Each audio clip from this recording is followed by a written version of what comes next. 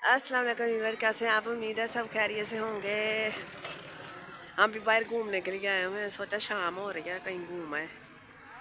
तो देखें ये नहर के ऊपर क्या हशर बर्पा किया हुआ लोगों ने। बहुत सारे लोग हैं जहाँ पे आए हुए हैं नहाने के लिए और ख़ुद को ठंडा करने के लिए और मौज मस्ती करने के लिए और खाने पीने के लिए और आवारागर्दी करने के लिए। आप लोग कहाँ गए थे? इस दफ़ा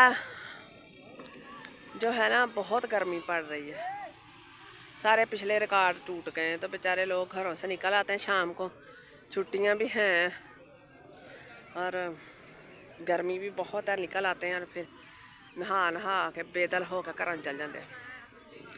यहाँ पर हमने कुछ दिन पहले सुना था कि जहाँ पर 2 लाशें बह कर आई हैं कहीं से पीछे से, तो उन्होंने ना पाबंदी लगा दी है नहाने पर। तो अब ऐसा है क्या लगन दिया तुहानू भला कोई पाबंदी लगी होएगी? जे लगी हुई तो सानू की लगे? आ बैठे है सारी दुनिया नहाती फिरती है ते नहा के कमले हो जाते तो अपने घर तुरे जाते।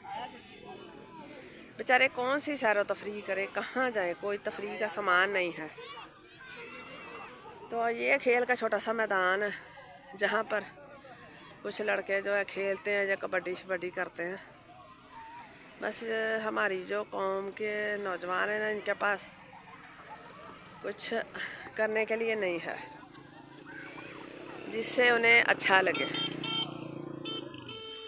बस इधर उधर देख लेते हैं, या तो जनानियां ने वेखन ताड़न दाग पैंदे आ, तो जां जेड़ा कोई कम होए बेचारे कर लेंदे आ, तो मुड़ के नारे नहाउण आ जांदे आ।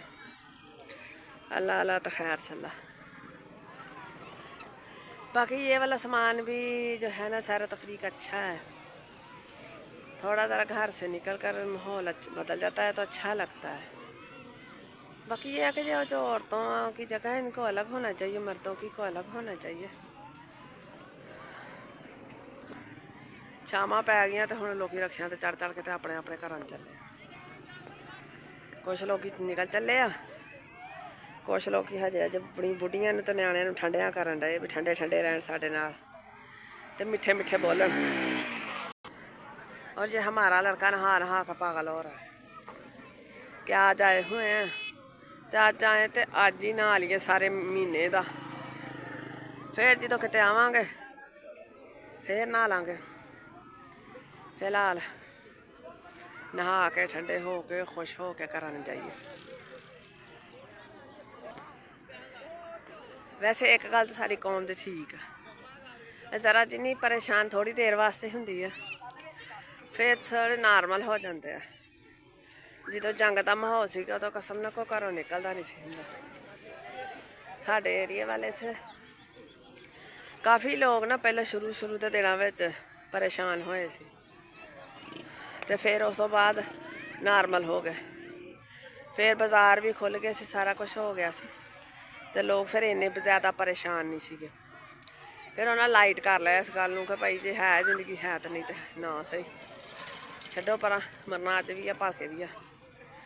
तो ये खड़ी कोई गल आ, तो इस गल्लों साडी कौम दलेर आ कि परवाह ही करते, हर शह नूं जुत्ती दी नोक ते रखदे ते गांह तुरे जांदे आ ते मौज मस्ती करदे जांदे। बाकी तुसीं अपना भी ख्याल रखो तो अपने प्यारिਆਂ ਦਾ भी, तो उन्होंने भी कभी नहर ते नहाउण लै जा करो ताकि वह भी ठंडे हो जान। अंदरां विच रह के दुनिया सड़ जाती है। अपना ख्याल रखो, खुश रहो, अल्लाह हाफिज़।